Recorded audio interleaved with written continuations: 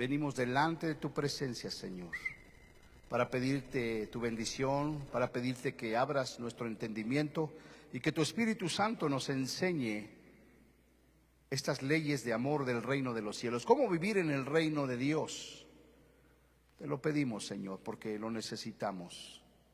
Permítenos estar atentos, quita toda distracción, todo sueño y toda duda.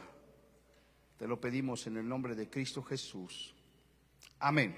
Y todos decimos amén, ¿verdad? Ya está ahí capítulo 41, página 281, la mesa del Señor y el, ¿qué, hermanos? Y el discípulo, ¿verdad? ¿Sí tiene usted su manual? Porque no lo tenemos en la pantalla, ¿verdad? Ya lo deberían de tener ahí los de la computadora, ¿verdad? Ya ahí las diapositivas para irlas pasando, pero bueno, usted también debería de tenerlo ya en su manual, en su libro o en su celular, ¿verdad? Porque se los compartimos para que lo tuvieran ahí y nos fueran siguiendo. Entonces, el tema del día de hoy, la mesa del Señor y el discípulo. ¿A qué le suena eso de la mesa del Señor, hermanos, y el discípulo? ¿A qué le suena? La mesa del Señor y el discípulo. A la Santa Cena, ¿verdad? A la Santa Cena. ¿Y el quién? Y el discípulo. Acuérdense que nosotros, ¿verdad? Este domingo vamos a celebrar, ¿qué celebramos? El primer domingo del mes, la Santa Cena. A eso se refiere, la mesa ¿de qué? Del Señor, y nosotros que somos sus discípulos. Y de eso se va a tratar esta lección. Apocalipsis 3:20 dice que he aquí yo estoy a la puerta y llamo, ¿verdad? Si alguno oye mi voz y abre la puerta, entraré a él y cenaré con él y él conmigo. ¿A qué se está refiriendo ese pasaje? A la mesa del Señor, ¿verdad? Que él está tocando porque quiere tener ¿qué? Comunión con nosotros, quiere cenar con nosotros. ¿Cuántos quieren, verdad, participar de la cena con el Señor? ¿Verdad? Porque va a haber un día en donde vamos a volver a participar de la Santa Cena con el Señor. Y mientras eso acontece, ¿verdad? Tenemos que estar haciendo esto en memoria de Él, todas las veces que sea necesario, hasta que Él ¿qué? Hasta que Él venga. Ok, dice, los discípulos estamos laborando arduamente para establecer el reino de los cielos aquí en la tierra. Esto lo hacemos porque amamos al Señor Jesús y queremos guardar sus mandamientos y enseñárselo a otros, hermano. Son las dos medidas para saber si amamos al Señor Jesús. ¿Cuáles son las dos medidas, hermano? Hacer discípulos y enseñarles que guarden todas las cosas. Y si lo estamos haciendo, ¿qué estamos demostrando con eso, hermanos? Que amamos al Señor. Entonces, gloria a Dios por mi hermana Francis, ¿verdad? Que está haciendo, ¿verdad? Invitando a su vecinita para que venga a escuchar la palabra de Dios, ¿verdad? Que acepte a Cristo como Señor y Salvador y después a discipularlos, ¿verdad? Para que aprendan la palabra de Dios. Mientras establecemos su reino, no podemos perder de vista al Rey Jesús, hermano, ¿verdad? Mientras estamos estableciendo el reino, no podemos perder de vista ¿a quién? A nuestro Señor Jesucristo, hermano.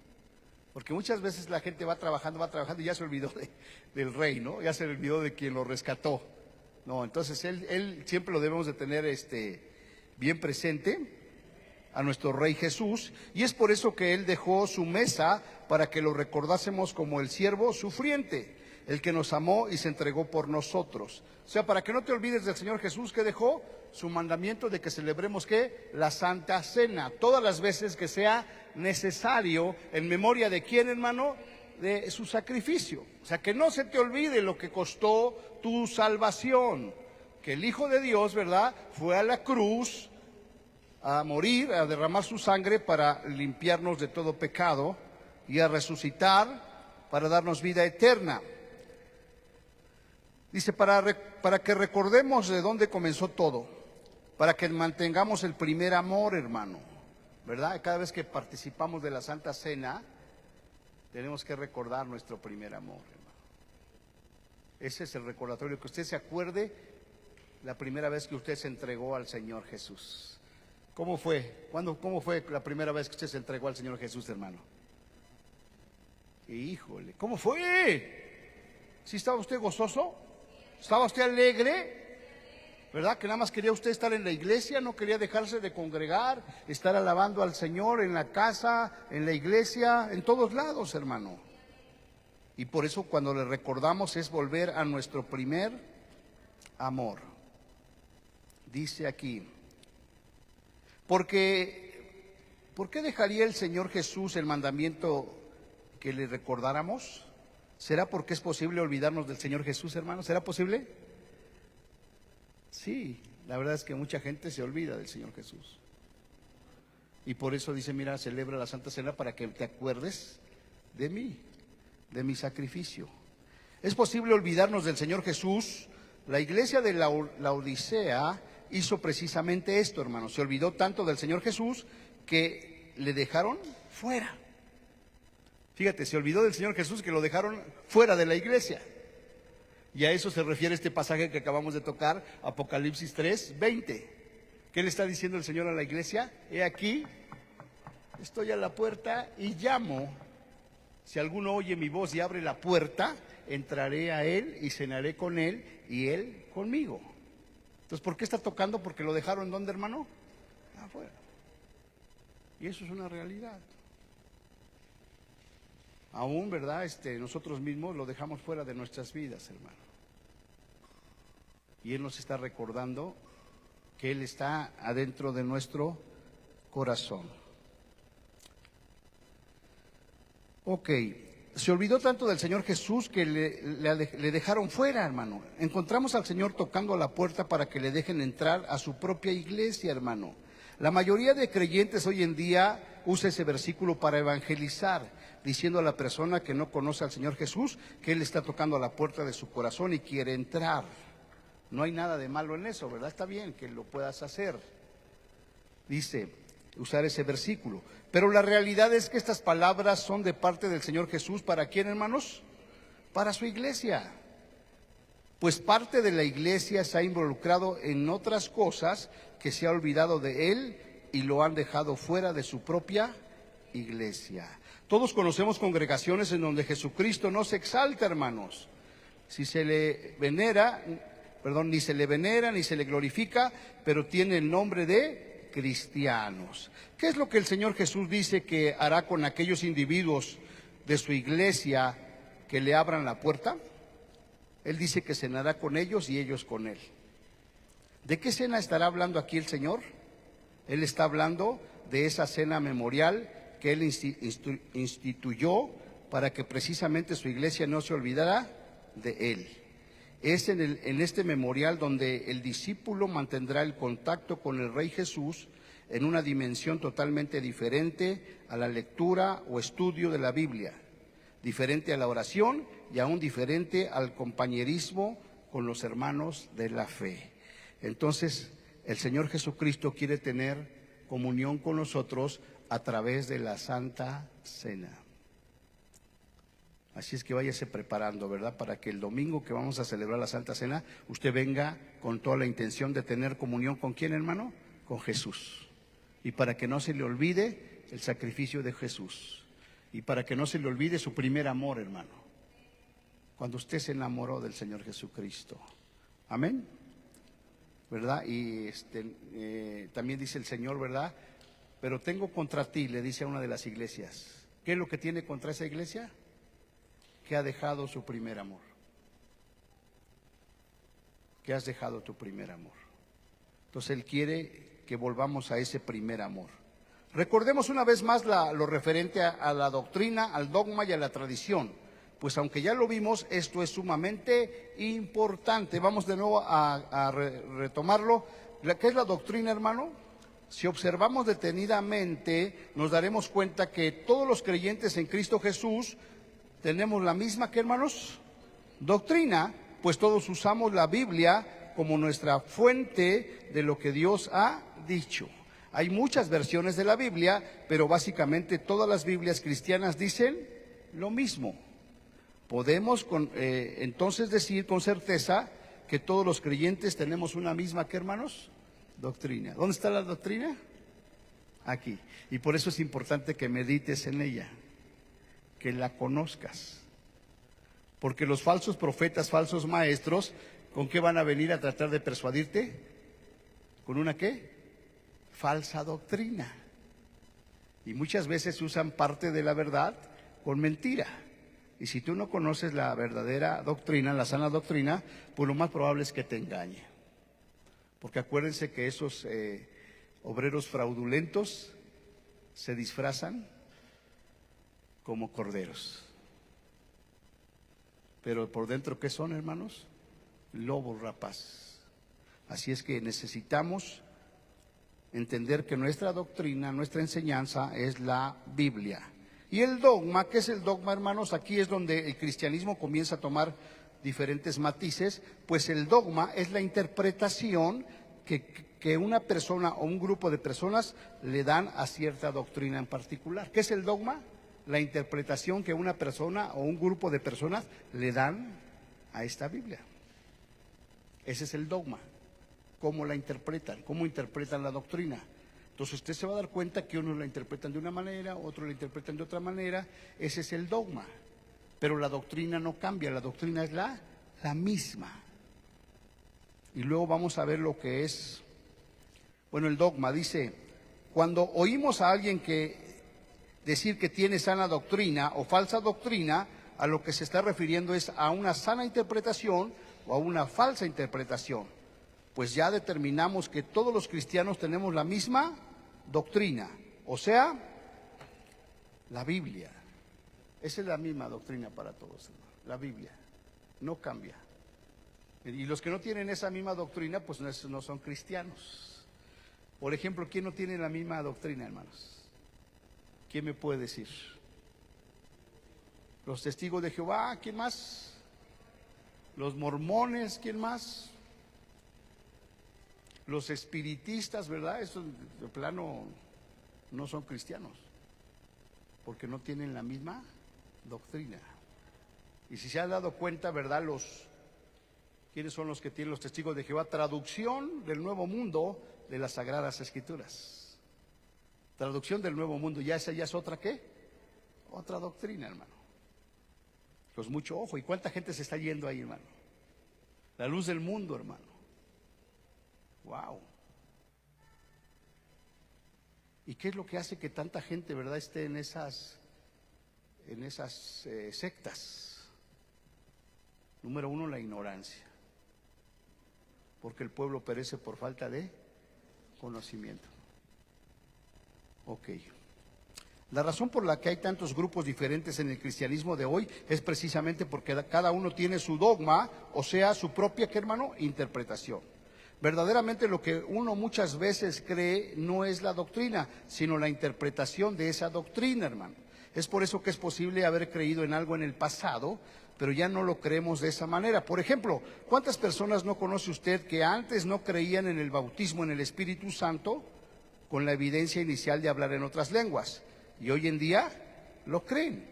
¿Cambió la doctrina, hermanos? No, la doctrina siempre ha sido la misma. La doctrina no cambió, lo que cambió fue la manera de interpretarla. Porque ya vimos que desde Hechos de los Apóstoles, ¿cuál fue la primera manifestación de la llenura del Espíritu Santo, hermano? El hablar en lenguas. ¿Cuál debe ser la manifestación hoy? El hablar en lenguas. Esa es la doctrina. El dogma es ya cómo la interpreta cada grupo. Algunos que dicen, no, eso no es de Dios. Algunos que dicen, bueno, no, eso nada más fue para ese tiempo, ahora ya no está vigente. Esos son dogmas, es la interpretación. Pero la doctrina nos dice que la señal de que ha sido bautizado en el Espíritu Santo es el hablar en otras lenguas. Y luego vamos a la tradición. La tradición es básicamente cómo se practica el dogma o la interpretación. En otras palabras, cómo es que se hacen las cosas entre los diferentes grupos dentro del cristianismo. Entonces la tradición es básicamente cómo se practica el dogma o interpretación. Cómo se hacen las cosas entre los diferentes grupos dentro del mismo cristianismo. De ahí viene la tradición luterana, la ortodoxa, griega, la católica, la evangélica, la pentecostal, etcétera, etcétera, etcétera. Hay muchos grupos cristianos donde la tradición es aún más fuerte que la doctrina o el dogma.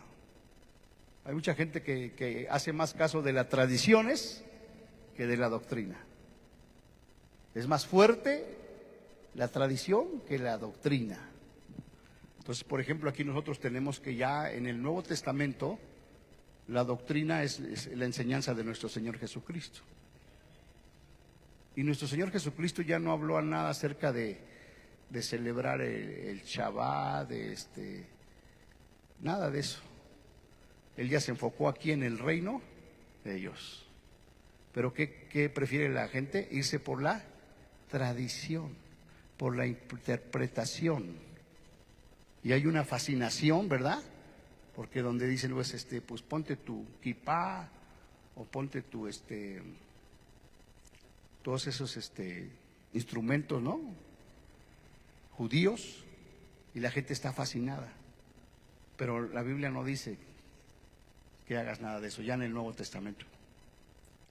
Entonces es una tradición, un dogma, la manera de interpretar la Biblia, pero realmente nuestro Señor Jesucristo ya no nos enseña nada de eso. Se conoce como la doctrina de Jesucristo y la doctrina de los apóstoles. Usted aquí nunca va a encontrar que los apóstoles o el Señor Jesucristo nos vayan a decir que tenemos que estar celebrando las fiestas judías. No que sean malas, son buenas, son bonitas, son hermosas, pero ya no nos está diciendo celébralas, sino ya vívelas. Porque todas esas fiestas eran fiestas proféticas que anunciaban que iba a venir, ¿quién, hermanos? El Mesías Salvador, ¿verdad? ¿Quién es nuestra Pascua? Es Jesucristo. ¿Quién es nuestro Pentecostés? El Espíritu Santo, hermano. ¿Ya vino? Amén, ¿verdad? Gloria a Dios. Avanzo rápidamente. Lo ideal sería que la doctrina, el dogma y la tradición se combinaran lo más posible. Tenemos ahora, por ejemplo, la mesa del Señor, la Santa Cena, la Eucaristía y la Santa Comunión. Así se ven los diferentes grupos, ¿no? La Santa Cena, la Eucaristía y la Santa Comunión. Todos leemos las mismas escrituras donde el Señor Jesús dejó este memorial como un mandamiento para sus seguidores, o sea, para sus discípulos. Todos tenemos la misma doctrina. Cuando venimos al dogma o interpretación de esas escrituras, ahí es donde empieza la diferencia entre el pueblo de Dios, ¿verdad? Cuando cada quien le mete su interpretación. Por ejemplo, ahora que tuvimos los bautizos, ¿dónde dice la Biblia que tenemos que bautizarnos de blanco, hermano? ¿Dónde dice? Ese es un dogma, una interpretación o una tradición de cómo lo hacen ciertos grupos, ¿no? Entonces si ellos se lo hacen de blanco, yo también me voy a vestir de blanco. Pero la doctrina nunca enseña que te bautices de blanco, ¿verdad? Y leímos al eunuco, ¿no? Etíope, que venía ahí leyendo a Isaías y le empezó a evangelizar Felipe y le dice, aquí hay agua, ¿qué impide que me bautice? No, pues vístete de blanco y vamos al agua. No. ¿Crees en Jesucristo? Sí, con todo mi corazón. Entonces bajó y lo bautizó. Entonces, ¿de dónde salió esa tradición, ese dogma de que tiene que ser de blanco, hermano? No, se ve bonito y todo lo que tú quieras, pero es una tradición, es un dogma. Porque si tú crees ahorita en Jesús y te quieres bautizar, te bautizamos. ¿Cuántos dicen gloria a Dios? Sigo avanzando. Veamos ahora la tradición sobre la mesa del Señor. Ahí me quedé. Veamos ahora la tradición sobre la mesa del Señor.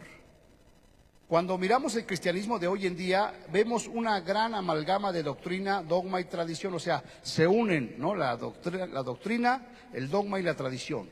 Cuando a alguien no le gusta cierta mezcla, simplemente trae su propia interpretación junto con su tradición. Esta es la triste realidad, y todo esto está ocurriendo precisamente porque no se está haciendo discípulos a la manera que el Señor Jesucristo ordenó.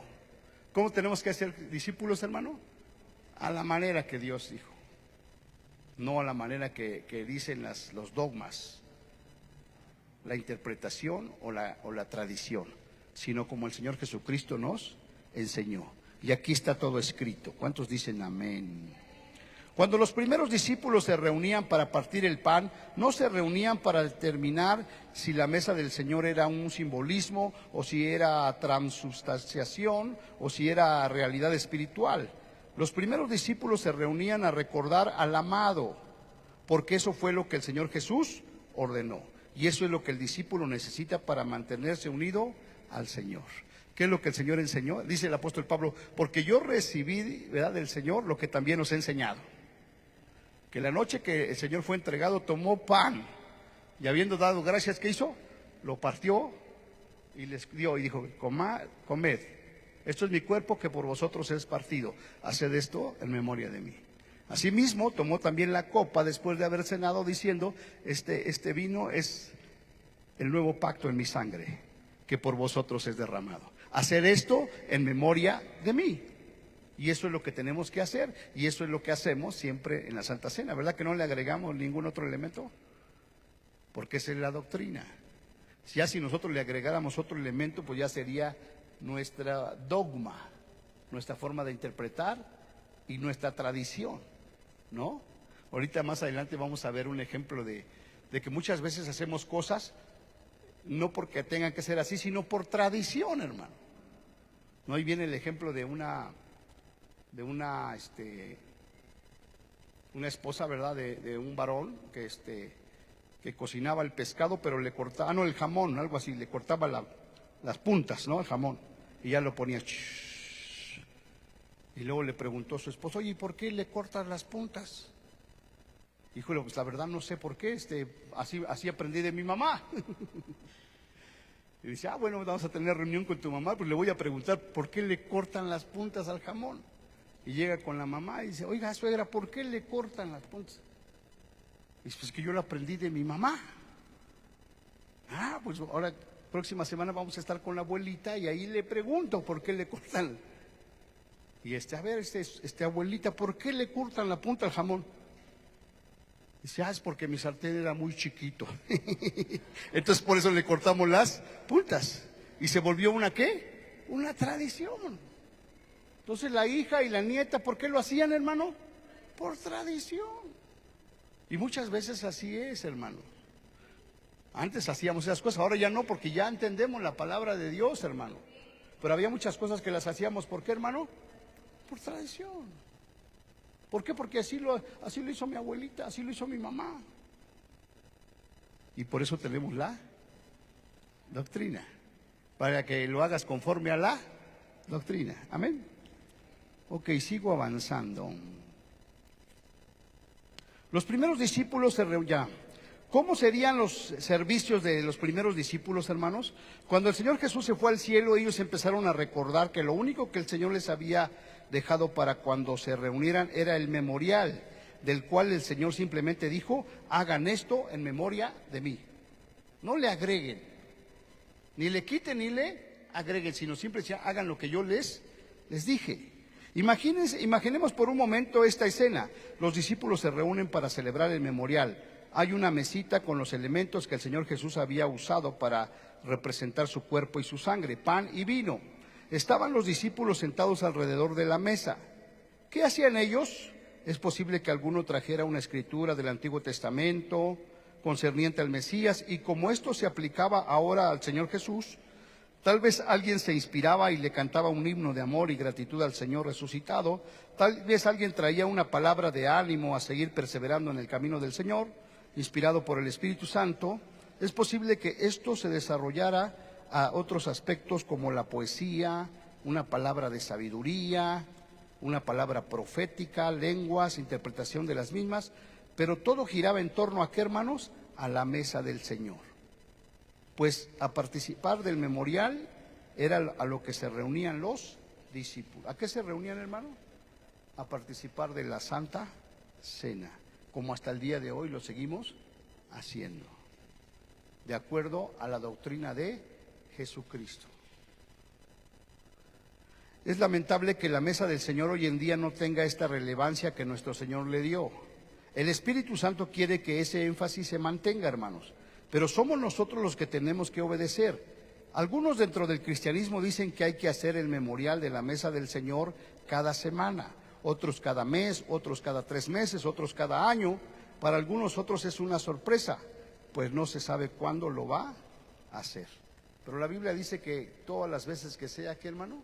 Necesario. Si tú crees que es necesario ahorita saliendo, llegando a tu casa, que participes de la Santa Cena con tu familia, lo puedes hacer. Que participes del pan y del vino como un memorial, un recordatorio de que el Señor Jesucristo murió por nuestros pecados. ¿Cuántos dicen amén?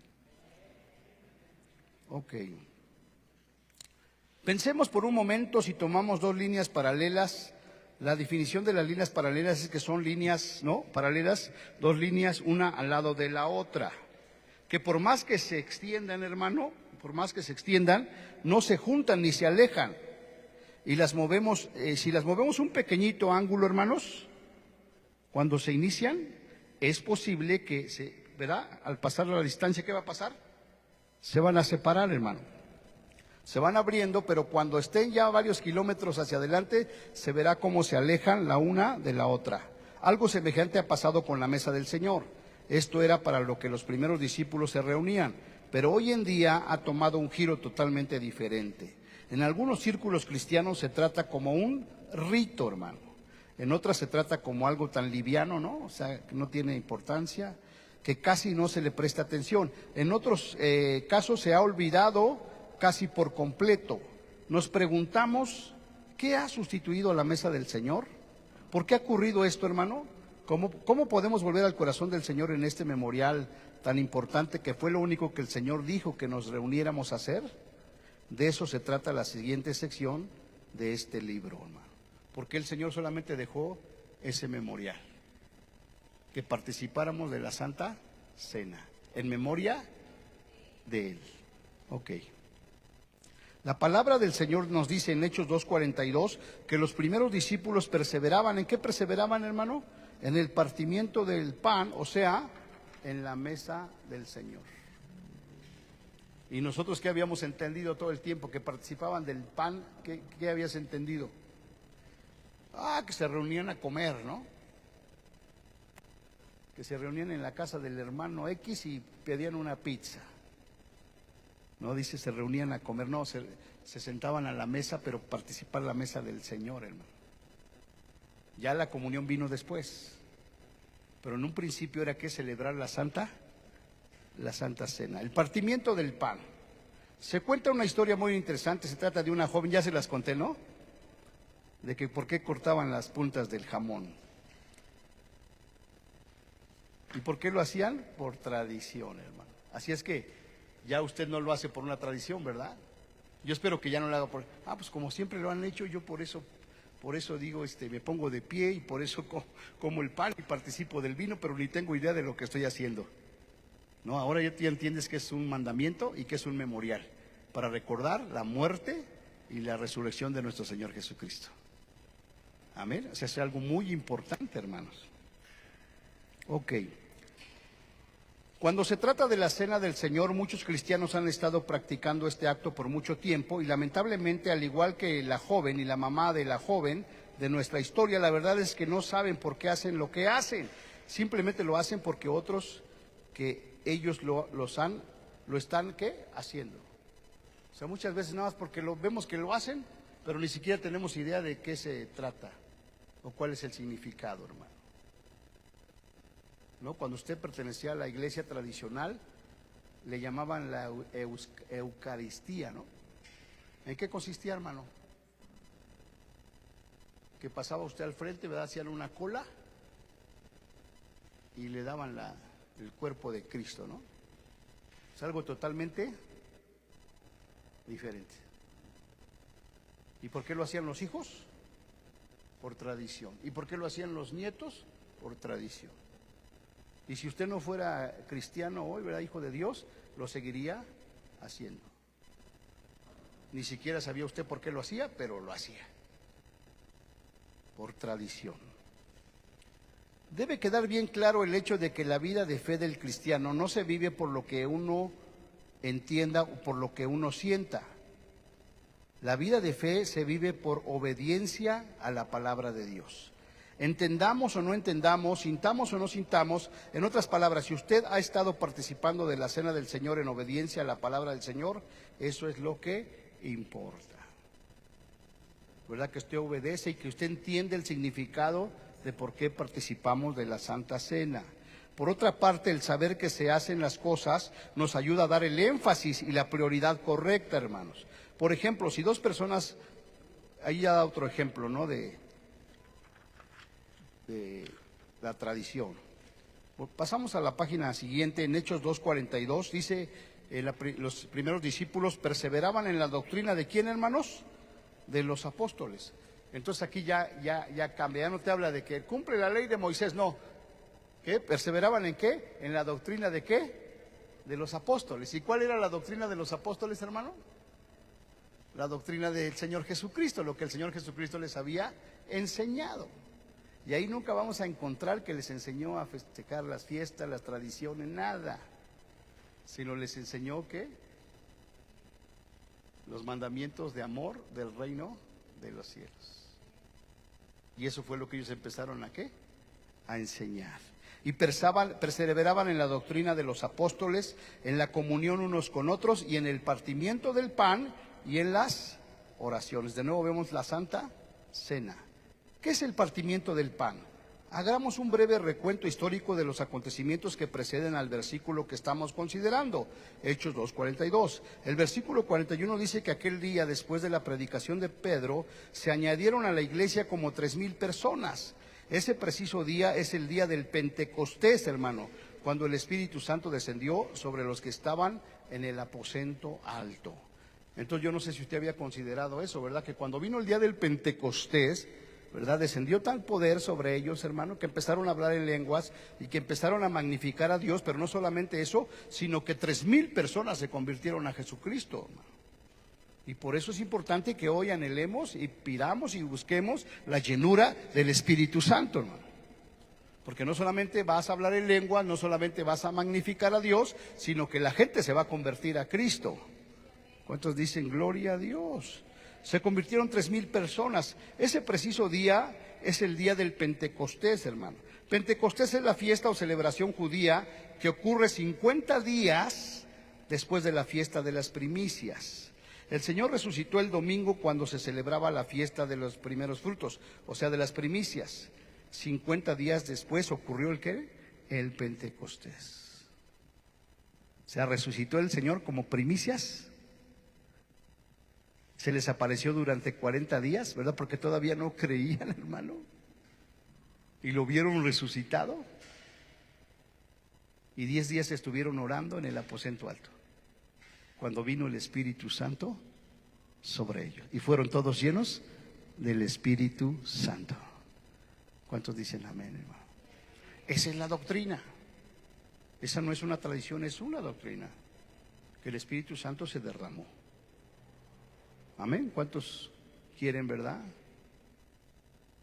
La llenura del Espíritu Santo, ¿no? El Señor resucitó el domingo cuando se celebraba la fiesta de los primeros frutos. 50 días después ocurrió el Pentecostés. Vemos pues cómo el contexto histórico del versículo 42 nos indica que estos 3,000 que perseveraban en las 4 cosas mencionadas en el versículo 42 eran parte de la iglesia que acababa de nacer en Pentecostés, y que por lo tanto el partimiento del pan al que se refiere aquí no es un evento social o una fiesta, hermano, como más adelante sucedió en la iglesia de Corintios. El partimiento del pan tampoco significa que compartían su pan con el necesitado. Recuerde que esto se está diciendo en los días de Pentecostés. En otras palabras, todavía no había surgido la necesidad de compartir el pan físico. Esto ocurrió después en Hechos capítulo 6, del 1 al 3. ¿Qué es entonces el partimiento del pan? Esta expresión tiene su origen en la acción que tomó el Señor Jesús cuando instituyó el memorial de la Cena del Señor en Mateo 26. Hoy día, como lo fue para los primeros creyentes, el partimiento del pan es la celebración en la cual los creyentes en Jesucristo recuerdan el sublime sacrificio en la cruz del Calvario, donde su cuerpo fue, como dice el profeta Isaías, herido y molido, partido por nosotros, y donde su sangre fue derramada para remisión de nuestros pecados y para establecer el nuevo pacto. Cada vez que los creyentes hacen este memorial, anuncian la muerte del Señor Jesucristo hasta que Él venga. Eso es la doctrina, hermano. ni más ni menos. ¿Y qué es lo que estamos anunciando? La muerte del Señor, que Él murió por nuestros pecados, que resucitó al tercer día, hasta que Él ¿qué? Venga. Y cuando Él venga, ¿qué queremos estar haciendo? Participando de la mesa del Señor, hermano. ¿Cuántos dicen amén? Por eso dicen Hebreos que no te dejes de congregar, como algunos tienen por costumbre. Y mucho más cuando ves que el día del Señor ya se acerca. O sea que cuando tú te congregas, estamos participando de la Santa Cena y el Señor puede venir en cualquier momento. ¿Cuántos dicen gloria a Dios? Amén. Recordemos ahora que cuando el Señor estableció esto como un memorial, como un nuevo pacto, Él estaba celebrando la Pascua, hermano, ¿verdad? Cuando Él lo celebró con sus discípulos, que era la celebración del antiguo pacto, la salida de Egipto de los hijos de Israel. Para entender el memorial del nuevo pacto, hermanos, veamos cómo se celebra la Pascua hebrea. La celebración comenzaba con una oración para bendecir la primera copa. Había un total de 4 copas de vino que se hacían circular durante la ceremonia. Luego cada persona tomaba hierbas y las mojaba en agua salada, simbolizando a Israel que pasó por el mar y salió vivo. El jefe de la familia tomaba una de las 3 tortas de pan sin levadura, la rompía y la ponía aparte, la ocultaba. Entonces, en respuesta a una pregunta del miembro menor de la familia, se contaba la historia de la primera Pascua, cuando salieron de Egipto, hermano, y se cantaban los salmos. La segunda copa se llenaba y se hacía circular antes de la cena misma. Todos se lavaban las manos, probablemente el punto en el cual Jesús lavó los pies de los discípulos. Daban acción de gracias y partían el pan, se distribuían hierbas amargas mojadas en salsa. En este momento fue cuando Jesús le dio el pan mojado ¿a quién, hermanos? A Judas. Todo esto se hacía en el Antiguo Testamento, hermanos. El clímax del ritual es la comida festival del Cordero asado. Después de esto fue que Jesús instituyó la Cena del Señor, hermano. Todo eso celebró ¿hasta dónde? Hasta nuestro Señor Jesucristo, hermano. Ellos todavía celebraban esta Pascua, ¿no? De que mataban un corderito, ¿no? Los panes sin levadura. Pero después ya Él instituye la Cena del Señor. Dice, después de esto fue Jesús quien instituyó la Cena del Señor, partiendo el pan que antes había puesto a un lado. Es interesante notar que el Señor tomó la torta de pan que había sido puesta a un lado, oculta a la vista, puesto que este pan lo representa a Él perfectamente, ya que Él estuvo 3 días oculto en la tumba. Eran 3 tortas, una representaba al Padre, otra al Hijo y otra al Espíritu Santo. Los judíos no entendían esto y ni siquiera los discípulos, aunque lo entendieron. ¿Cuándo, hermano? Después. Luego pasó la tercera copa de vino, la copa de bendición. El Señor no tomó la cuarta copa porque esta copa es la copa de Elías, el profeta que había de venir. Ya el Señor estaba allí y Él era el profeta que había de ¿qué, hermanos? De venir. El ritual termina con el canto del Salmo de Jalel o Aleluya y el gran Jalel, el Salmo 136. Estos salmos son simplemente el himno que menciona Mateo 26:30. El hecho de poner la cena del Señor en el corazón de la Pascua explica su sentido. Jesús está pensando en sí mismo como el Cordero Pascual ofrecido por la liberación de su pueblo. Esto concuerda con las palabras de Juan el Bautista cuando dijo, he aquí el Cordero de Dios que quita el pecado del mundo. Es decir, que de ahí ya, ¿verdad?, empezamos a celebrar la Pascua de nuestro Señor Jesucristo. Ya no la Pascua de los judíos, hermano, sino la Pascua de nuestro Señor Jesucristo, porque Él es nuestra Pascua.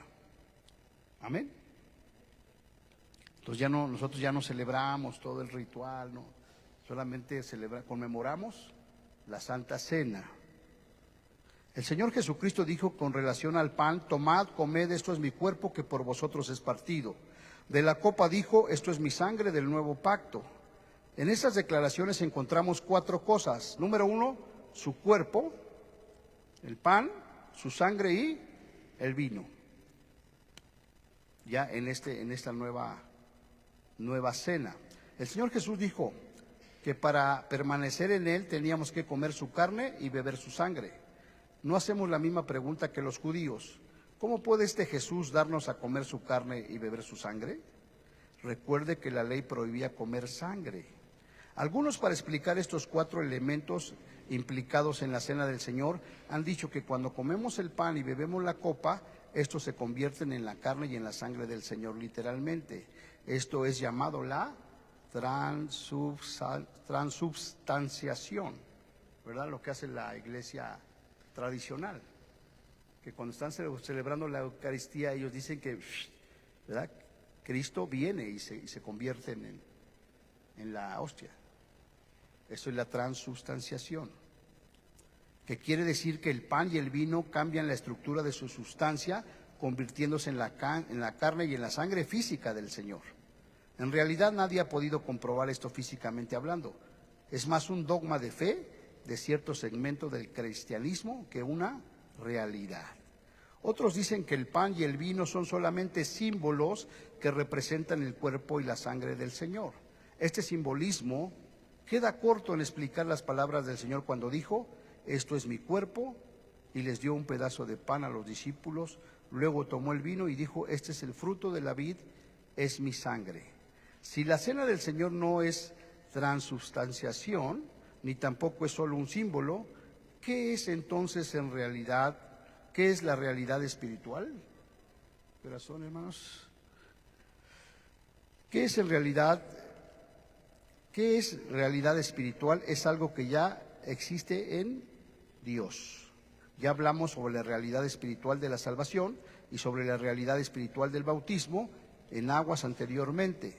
Sería bueno que usted leyera eso una vez más para refrescar la memoria. Entonces vamos a ver aquí que ahora otro ejemplo de la realidad espiritual, la adoración. Mucho se ha escrito acerca de la adoración y hay muy buen material hoy en día acerca de la adoración.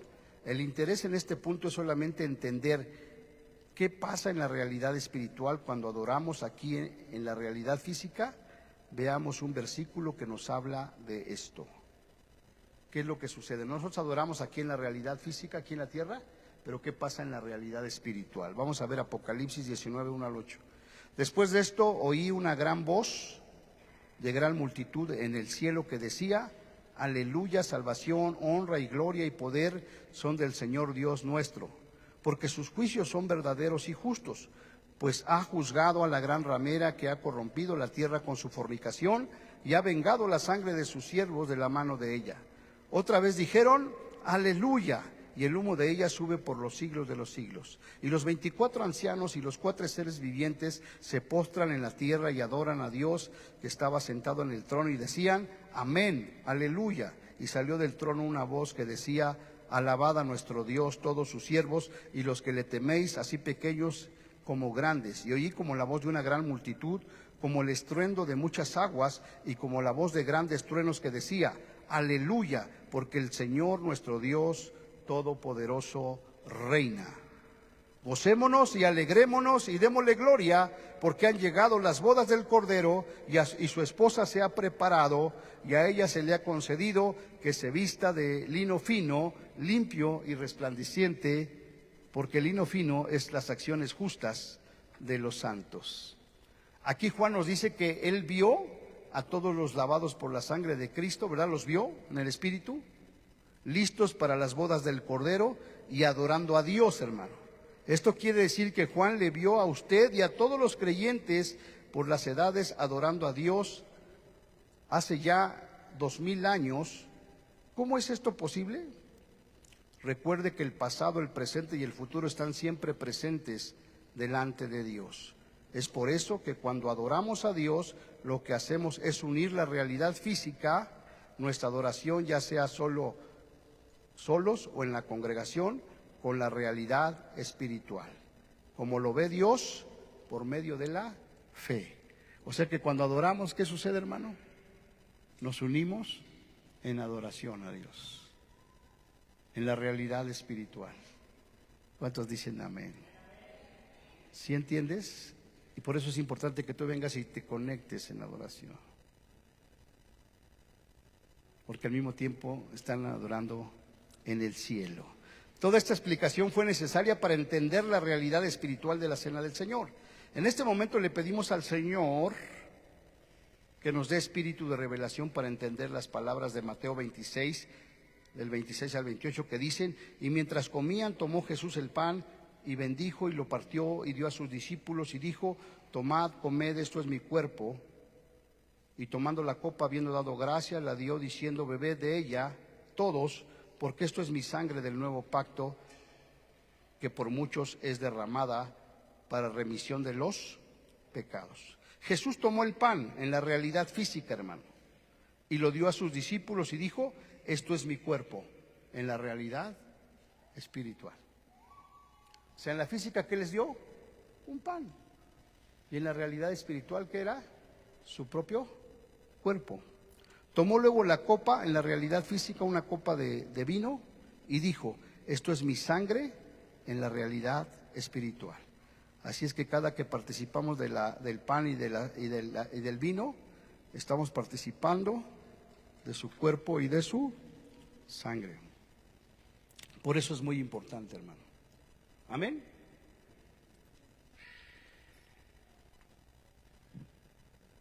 Y el día domingo vamos a tener Santa Cena.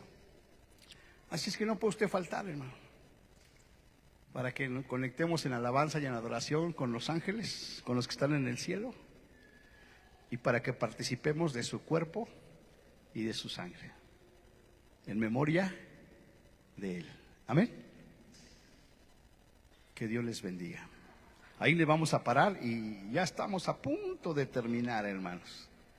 Yo creo que en 1 o 2 semanas ya terminamos. Antes que termine el año ya terminamos el discipulado y le damos gloria a Dios. ¿Por qué no le da un aplauso al Señor?